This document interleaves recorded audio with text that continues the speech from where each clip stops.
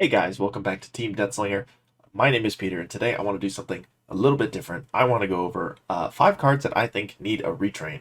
These are just my picks of 5 cards that I like the designs of. I like these characters, but I've never really been successful in finding a way to play the card or the character that really satisfies me. So the first card I want to talk about is the BT4 Plutomon. When digivolving, you trigger draw 2, then you use a purple option card with a memory cost of 6 or less in your hand without paying its memory cost. Now, I like Plutomon. I think his design is sick. I know that when this card came out, a really powerful card you could play with it was the Hell's Gate option, delete a level 6 or higher Digimon, and that's fantastic. But nowadays, paying 4 to digivolve into a Digimon that removes a body is just not good.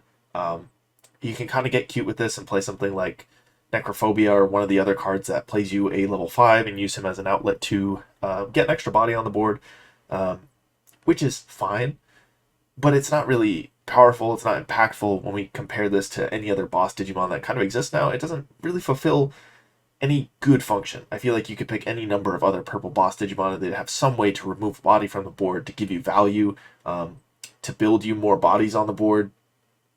This just kind of doesn't. I feel like either we need a new 6 cost option that synergizes with this card and gives us something that Plutomon does really well that'll give us 6 memory worth of value for ideally digivolving with a training boost for 2, or we need a retrain of the card that, I would like to see it digivolve for 3. I would like it to do something, and then maybe we could tie back into the option theme and use a 6 cost or lower option. Something like that would be cool.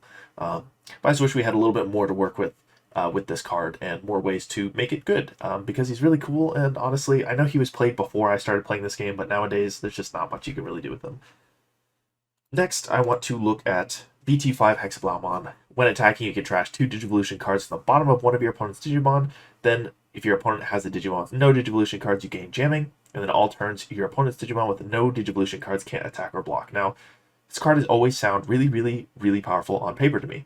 And I know I just did a deck profile for him, and it kind of makes him playable, but also, counterpoint, you can just digivolve when you deal with this guy. And there's no way to stop your opponent from really saying, okay, and, I'm just going to digivolve. I'm probably going to go into some kind of level 6 that removes Hexablamon, or I'm going to have X antibody underneath my stack, and you're not going to be able to remove that as a source. And now Hexablamon does what? He can't give himself jamming. He's not going to be stripping any sources because you ran out of sources to strip once you're at the X antibody. And then you can't use all the inheritables that you want to play that synergize with source stripping. So you kind of run into a really difficult position with Hexablamon where you can put your opponent in like the check position where you're like, what are you going to do now? And then they just digivolve, or they remove Hexablamon, or, any number of things, right? No protection, no way to punish your opponent for digivolving on a Digimon with no sources unless you run the Balukomon or the Paildramon, something like that. But that card, it's not great on its own. So we either need a Paildramon that has the same inheritable that's worth running, or the card needs more support around it. What I'd really like is just a new Hexablamon with a full line of support that could make this one viable and make whatever the new one is also viable. Source stripping staying as the theme, I think that'd be super cool. I would like a card that could ideally strip X Antibody, or maybe the new Hexablamon bounces something that has one source, there's a lot of ways they could go about it. I don't know how the balancing would look on that, but that's just another card that I think should get a retrain sometime soon, and I would really like if it did. Third, we have Raffles. I don't really know how to pronounce it, but this card is super cool. It's like Rosenon, but not quite. So its main is Digiburst 2. All your Digimon get 2k DP for the turn, and then once per turn, when one of your Digimon activates Digiburst, one of your opponent's Digimon can't attack or block until your opponent's next turn. This is cool, but also, counterpoint, Digiburst is bad. I don't know if there is. I don't think there's another Rafflesimon, and this one doesn't seem great. I really like the design. I've never seen this played in a deck, ever. And I feel like with all the Rosenon support, it's kind of a missed opportunity that we don't have a way to play this card that either like a slide evo or something to do with Rosemon that does something useful. I feel like there's a lot of untapped potential with the stopping your opponents from doing anything mechanic. Or even if this was a when digivolving Digiburst, because I know they printed some cards where when digivolving you Digiburst, and that kind of got around the fact that Digiburst was bad because you couldn't digivolve and then Digiburst without passing turn a lot of the time. Like you digivolve and then pass turn and then you can't Digiburst and your body gets removed. So at least if that were the case, you could digivolve and then strip 2 and then your opponent can't attack their next turn or something like that. But yeah, I'd like to see another printing of this card that does something. Then BT5 Chaos Galamon. When digivolving, you pop one of your Digimon to pop a level 5, and then when one of your other Digimon is deleted, you play a level 3 purple from your trash without paying its memory cost, and it does not get non-play. Two things kill this card, and all the times I've tried to play it, it's just... Actually, three things. First, it costs 4 to Evo. That is just brutal a lot of the time. It does not feel nice.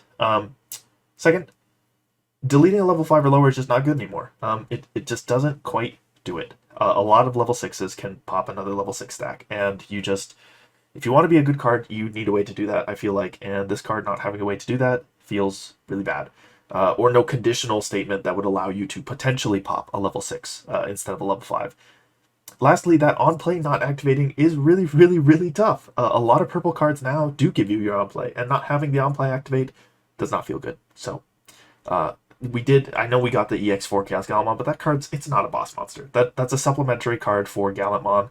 It doesn't do anything on its own. I would just really like to see the card go back to being a card you could build a deck around, and have it be a boss monster that actually does something. This card, it just kind of isn't there right now. The last card on my list would be the BT7 Rosenon. When you digivolve, the digivolution cost is equal to the number of cards of insecurity, and if you have 0, it's 1. So it starts at 5, which feels bad. And then it can only ever be as low as 1. And then you have Digiburst up to 4 to give minus 3k for each card trashed by your Digiburst. It's just, I don't think it's great. Honestly, another Digiburst card. I know we don't like Digiburst, but man, if we could just, when digivolving, give minus 12k, that'd be good, and then give me a secondary effect on it, and make it 3 to Evo, card would be good. Probably wouldn't be broken either, depending on the support you put around it. It'd probably just be a good generic level 6 that's going to remove another body on the board and give you something else. And that something else can be whatever defines the archetype in the retrain. And if you still want to tie into the Fury Mode thing and make this cost 5, that's probably still fine, honestly. As long as it removes a body like consistently without passing turn, that would be ideal. I know there's like some shenanigans you can do with this, but it's like, it's not great and it's not consistent. So yeah, that's what I've got. These are 5 cards. I would love to see them retrained as boss monsters, useful cards, I guess, that could show up in the meta or on rogue decks or anything like that, or even just feel good to play against my my friends when they want to play something that's not super meta. But as it is right now, these cards just kind of aren't there right now. So that's all I got for this video. Let me know what cards you guys would like to see retrained in the comments down below. Thanks for watching. Have a great day.